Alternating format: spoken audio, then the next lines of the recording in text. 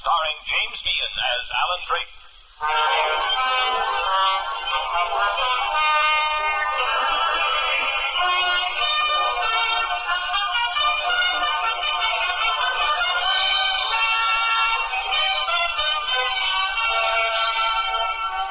young man called Alan Drake is the last of his name. He earns his living in a remarkable way. He's the troubleshooter and investigator for the ancient firm of Drake and Company, insurers of shipping, who protect all comers against piracy on the high seas or robbery on the open road anywhere in the world.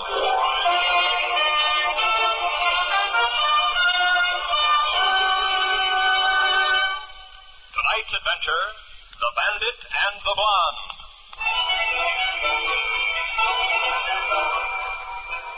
Our story begins in the wild west of China, under the Himalayan mountain barrier, which is called the Hump, at the starting point of the Burma Road, in the brawling city of Kunming. In the back room of the Plum Blossom Cafe on the street of the opium sellers, three people meet. Sit down, Mandalay. Thank you, Mr. Boyd. You too, shipwreck, if you please. You don't sound too happy, boys. What's the trouble? The last convoy you hijacked on the Burma Road, that's the trouble. Mr. Porteous, that cargo was penicillin and vitamin pills. That's worth more than gold.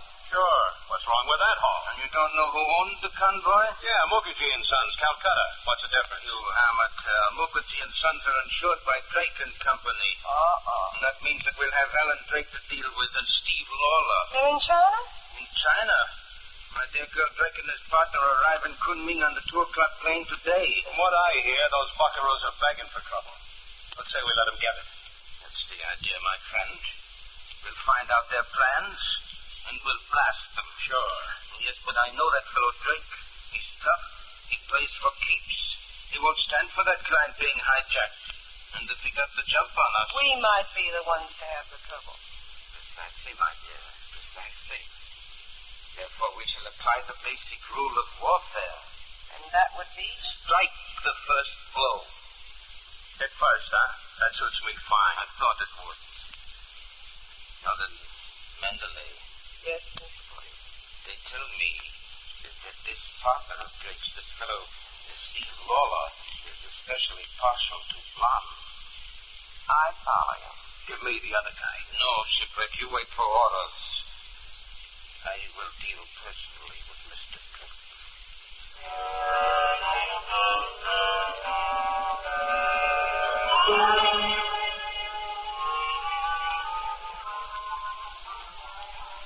Vance, beautiful? I don't believe I've had the pleasure of meeting you. And it would have been a pleasure to. That calls for the build-up.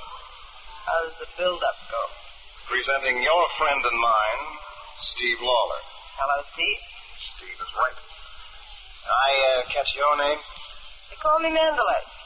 What's the rest of it? Sit down, Steve. Don't ask too many questions. Lady, you found company. Oh, I like it. Sam, put that wine bottle here and the glasses. Ding ho. Tiger bone wine. Quite a spender, aren't you? Best. It's none too good. Drink hearty. Steve. Yeah? Excuse me for seeming so inquisitive, but... But what? Is Alan Drake in Kunming? He ain't in Philadelphia. Why worry about Drake when Lawler's here? What was it you wanted? Oh, I don't know. Nothing. Nothing. My. What are you staring at? That green brooch you're wearing? It's in a beautiful setting.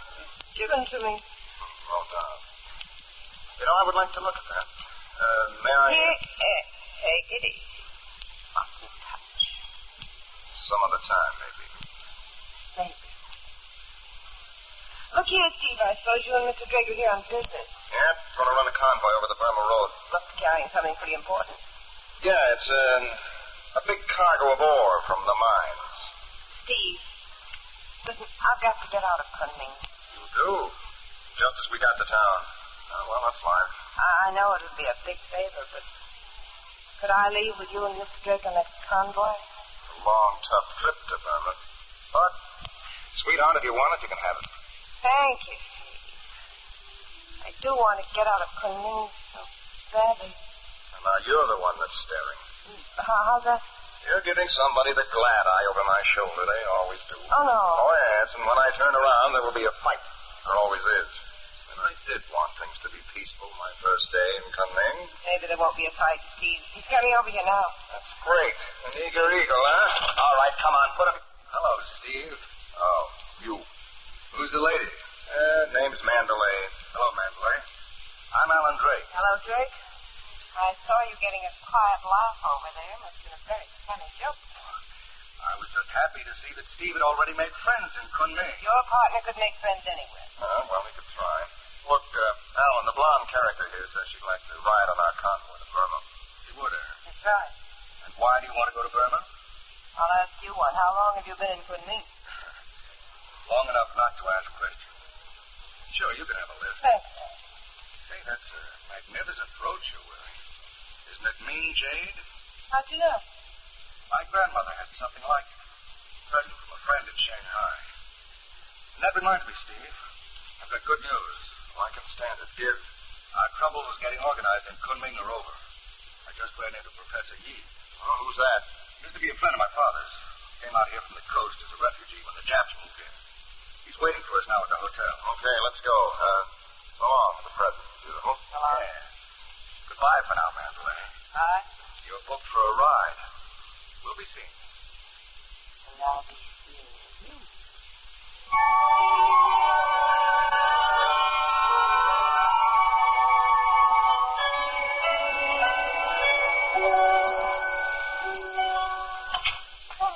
Alan, you are back quickly.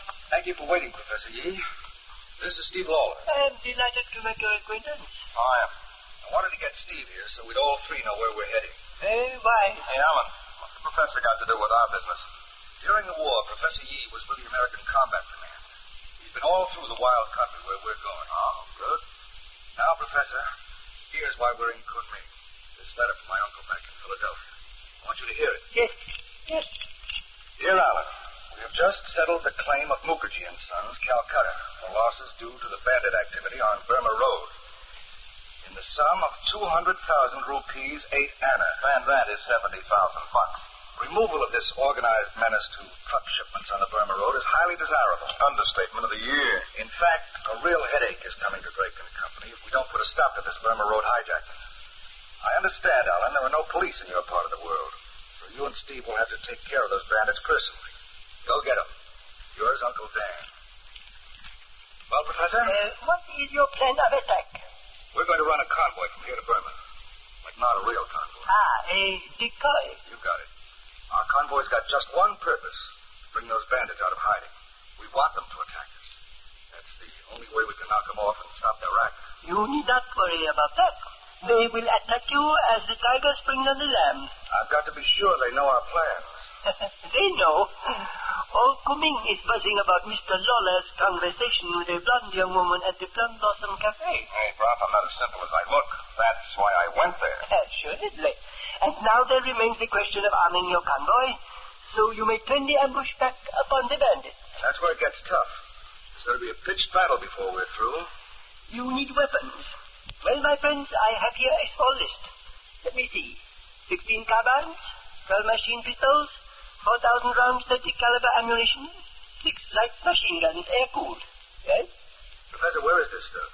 At mile 0 on the Burma Road in the freight go-down. We've got to hire a crew of guards, Steve. And they'll have to be good men, too. A private army, so to speak. Perhaps a group of former frontier guerrillas, American trained, would serve the purpose. You bet they would, Professor. It isn't so easy to recruit men like that. These men also you will find waiting on the go-down at mile 0. And you're the one who always says Americans go too fast for Chinese. Let us go forward together. Professor, you sent a convoy full. Come in. Open it, Steve. Okay. Mr. Drake, of Drake and Company? That's me. Good afternoon, gentlemen. Porteous is the name. J. Kenneth Porteous. Been here a lot of years. Old China hand, you might say. Good afternoon, Mr. Porteous. This is Steve Lawler and Professor Yi. Yes, I know Professor Yi.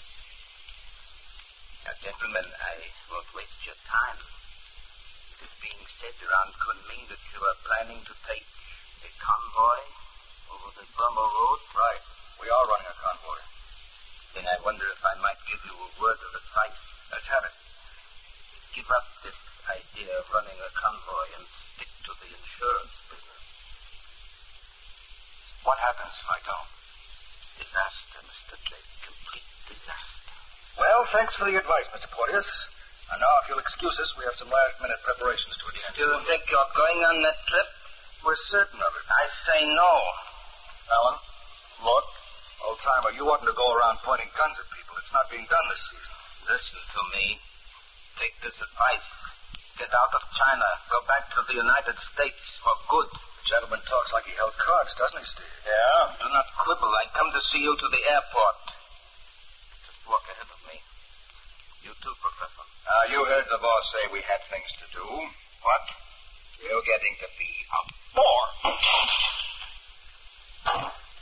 Hey, you broke a bottle on his head, Steve. All right, it was empty. The bottle, I mean. The man is unconscious. We've got to bring him to.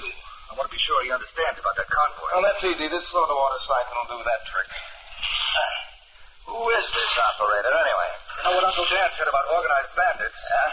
This is one of the organizers. He has organized nothing but trouble so far. So it seems. Looks like the club is bringing him out of it. We didn't want to leave you here in a siesta, Mr. Porteous. People might not understand. And I wanted you to know we're still going to Burma. All right. Go ahead. Get yourselves in trouble. You've had your warning. Come on, Steve. The convoy rolls at midnight.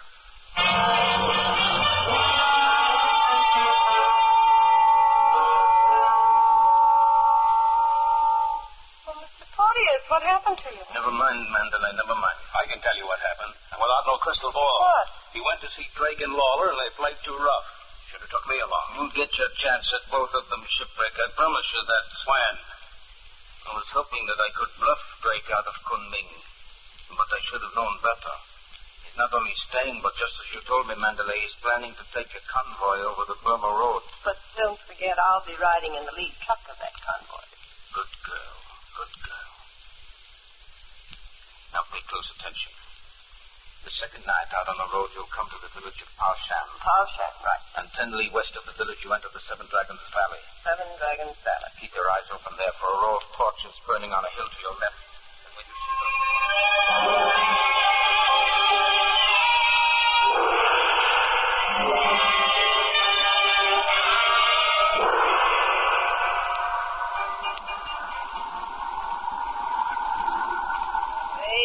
Boys are gluttons for punishment. How do you mean that, Mandalay? Thought you'd stay for the night back in Parshan. Have to keep rolling, sorry. We're sort of on a schedule. Whereabouts are we now, Steve? Coming into Seven Dragons Valley. Have you heard of it? No. Strange name, isn't it? Not for China. What are those? Those torches burning up on the side of that hill? Imagine they're signals. Signals, how do you mean? For you to get us to stop the convoy? What? Never mind dropping your bag out the window or hauling on the handbrake, Mandalay. We're going to stop. Anyhow. This is what we were looking for. Machine gun. There she blows. Come on, Steve. All right, this is the body, all right. We'll each take half the men and fan out from the road. Over here, shipwreck, over here! Hands up, you guys. Please. You're surrounded. Oh, that don't sound like a bluff. What's become of our army? Drake, there's 20 guns aimed at your head. Go easy. Who are you? Shipwreck Trent. I'm taking over your convoy. And if you think that private army's going to fight for you, guess again. They're working for thee. That tears it, Alan. Some army. Some professor. He was sold out. Make a break for it. Come on. Stop this guy. Coming from behind, us sportsman. Now what happened? Stay froze, Lawler, unless you want the same. I got orders. Bring your hardware. Hey, those are chains. Why chains, for Pete's sake? Why do you think? To keep you quiet while you and your partner go for a nice long trip.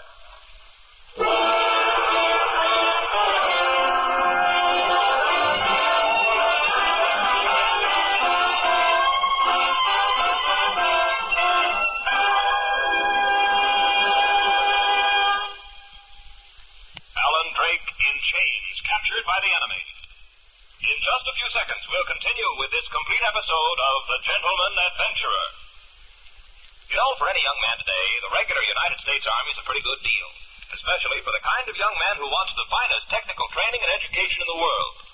The new regular Army, composed entirely of volunteers, is also the greatest school, university, and scientific research outfit in the world. So if you're a young man who wants to learn things and go places, put in now for your share of the world's finest training in any technical field that interests you. In the regular U.S. Army.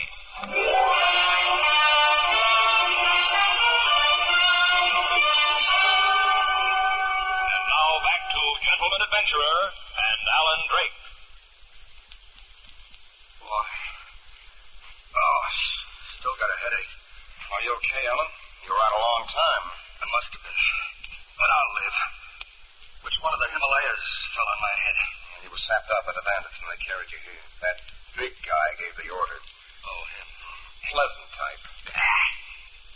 Still chained. We're in trouble, pal. You're kidding, pal. Say, this place is an abandoned temple. Notice the carving on the wall? Yeah, and the two big stone gods by the courtyard entrance. And this room. Barred door. Bars at the windows. Some kind of a storm. I'll say it is. Look what you're sitting on. Huh? Take a look. It's a bale of Chinese money. About $1 billion, I'd say. Yeah. Now look at this box I'm sitting on. Notice this stencil? Medical shipment, Mukherjee and Sons, Calcutta. Mm-hmm. That's the loot. And we insured it. This is the bandit's rooster, right? And this room was their safe deposit vault. There's nothing we can do. I'm not too active with my hands chained behind me. Don't tell me. And by the way, how about that private army of ours? Where were they when we needed them? Some old friend, that Professor Yee. I can't understand it. Steve, we've got to crash out of here. I'll have a look out the window. I already looked. The view is lousy. What's this rubbish over here in the corner? Just an old overcoat under a pile of straw. Wait a minute. It's been dark the first time you looked around. Well? Have another look at that old overcoat. Huh. Hey, that's a man. It's Professor Yee. Yee? He must be dead. Professor? Professor? Can you hear me? Yes. I hear you, Alan. I have just awakened. I thought when I was brought here it would be for the long sleep. Here. Let me help you as well as I can.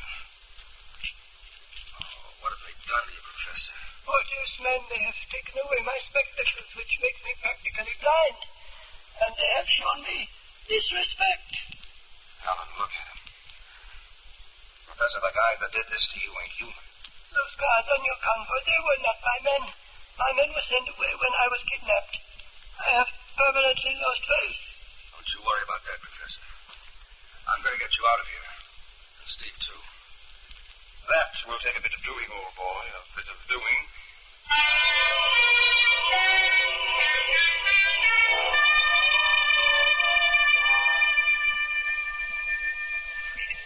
Things are looking up.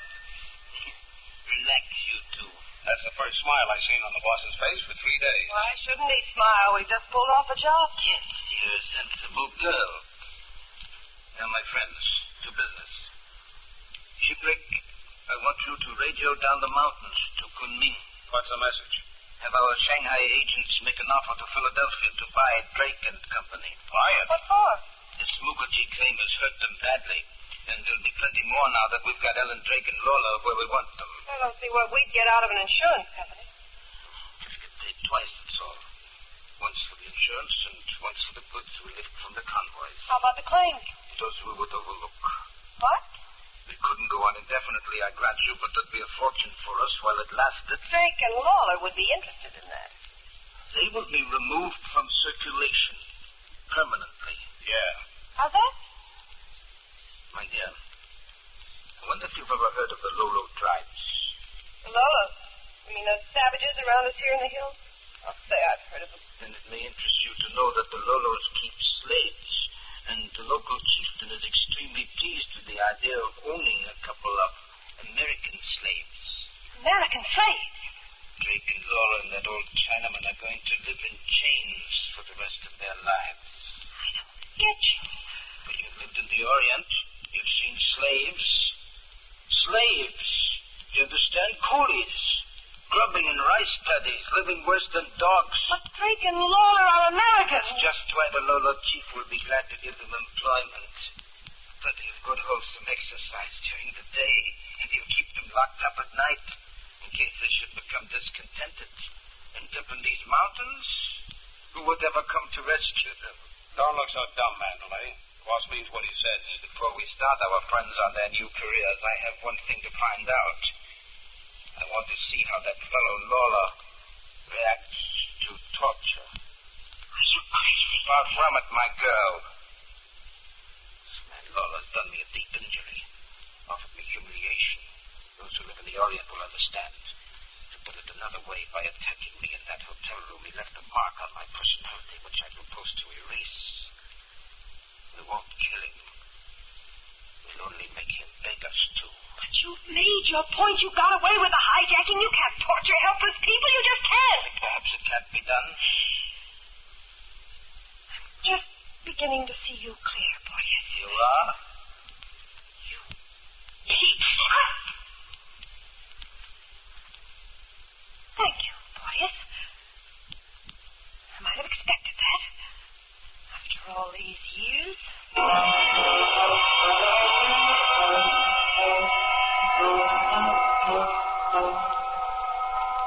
know it'll take a bit of doing to get out of here. Maybe a bit of ransom is more like it. Mr. Porteous is a very greedy man. Professor, you're not chained. No, but I am very weak, and without my blasters, I can... We've got the key to get these shackles off anyhow. Somebody's coming. Don't try any tricks. This cannon is looking right at you. What do you want? Not you, Drake. The other boy, Lawler. Yeah? What's up? You'll find out, Lawler. Come on. We've got a treatment for you.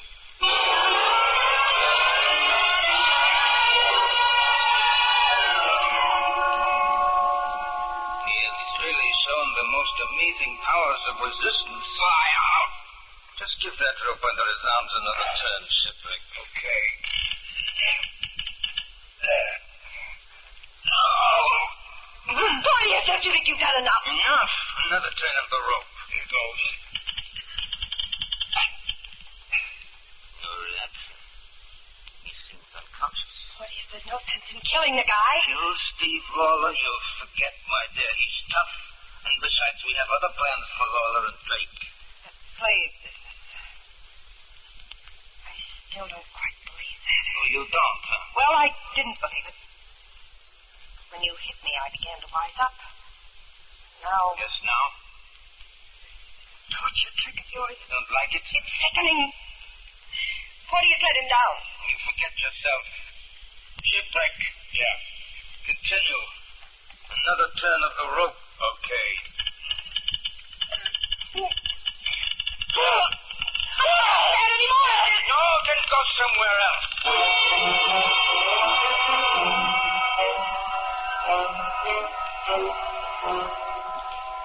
Professor, they must be torturing Steve. That's the only thing that gorilla could have meant when he said they had a treatment for him. I fear so. Why did I let you people in for this? We've got to get you out. Out! Calm yourself, Alan. No one blames you. Wait a minute. Wait a minute. Professor, my wristwatch. Yes? Can you get the crystal off for me? I can hardly see it, but I will try. It did sound, Professor. Yes. Try. It... No. Here I am too weak, Alan. Try. Yes, I am. We I have am too weak. company. Someone looking at us through the grating in the door. That's right, Jake. Mandalay, you've come to do a little floating, perhaps? No, I don't feel much like floating. I should think you'd be on top of the world. You and your friends. What friends? The men who are torturing a helpless prisoner. Believe me, Drake, that wasn't my idea. And they are torturing Steve. Yes. I've got to get out. No use bunting the door. You can't knock it open with your shoulder. You wouldn't have a key to this door, would you? If I did, would I give it to you? If you had a key, Mandalay, and if you're the person I think you are, I believe you'd slip that key through the screen. The person you think I am. Who's that? A girl who speaks my language. An American. And I still don't believe that you'd hold still for what Porteous is doing. What could I do about it? They've got guards all over the place. Just get me the key. I haven't got a key. Oh, but if you did have... If I did have, would I let you out? Yes. I'd like to do one decent thing. Just to see if it's still possible. Sure, it's possible. And you can do it now. Even if I got a door key, you'd still be in those chains. Never mind. Just get my watch crystal off. It's a burning glass. It'll focus the rays of the sun. You'll set fire to the straw? No, just to a few $1 million worth of Chinese money. The professor will scatter it around for me.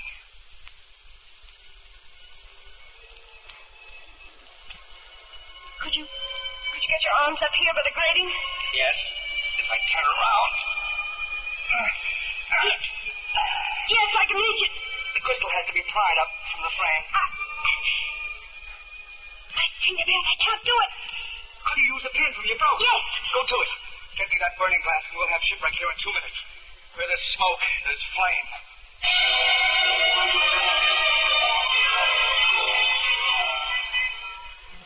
Shipwreck, his resistance is astounding. But for the moment he appears unconscious. Yeah, he's out. We're not through with this fellow. Hey, Mr. Porteous, I smell smoke. What? We'll find out where it is.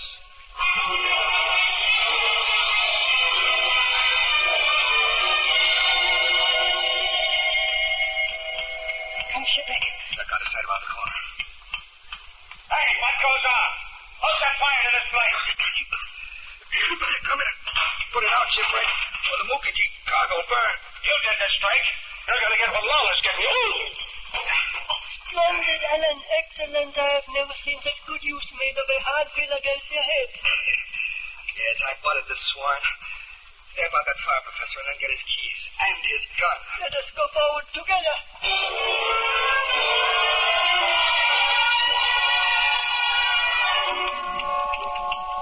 Where was it, Bentley? Where did they have Steve? This door right here. Steve!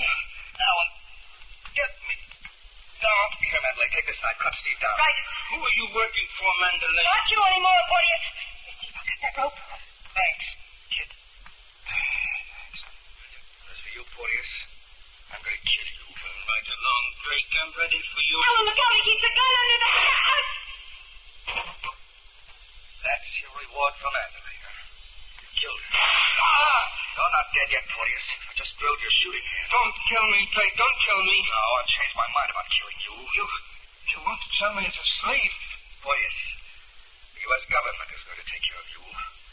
I'm going to send you back stateside so that all the way you can think of what's waiting for you at the end of the line.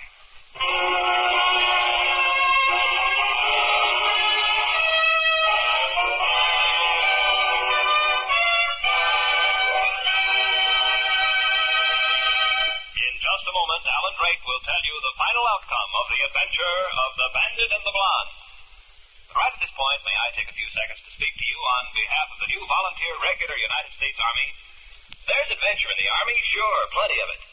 But on the serious side, don't forget that this new peacetime Army of ours is a solid professional organization which trains the soldier in any technical branch that he's interested in. Information on the hundreds of different trades and skills taught in Army schools is waiting in any recruiting office. It may be the turning point in your career to find out about the new volunteer regular Army.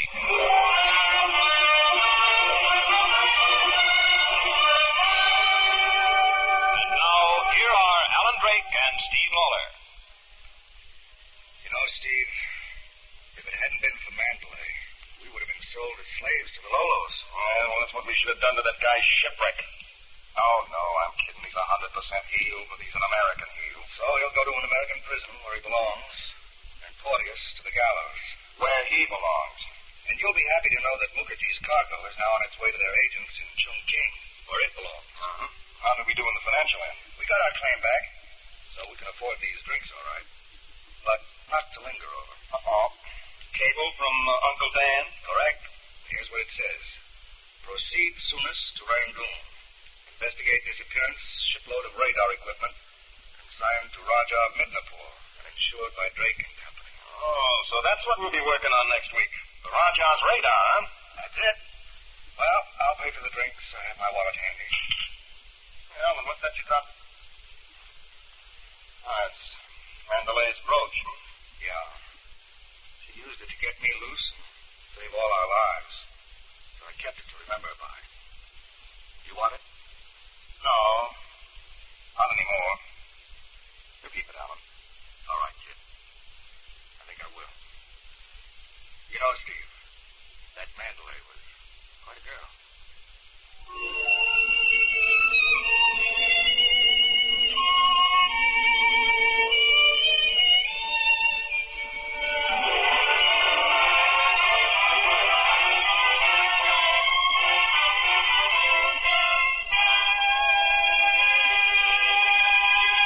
You have heard a complete episode of Gentleman Adventurer, The Life of Alan Drake, starring James Meehan in the title role. Featured were John Larkin as Steve Lawler, with Elspeth Eric, Edgar Staley, Eric Dressler, and Don Douglas.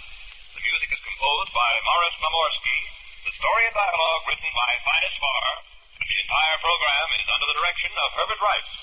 Don Frederick speaking.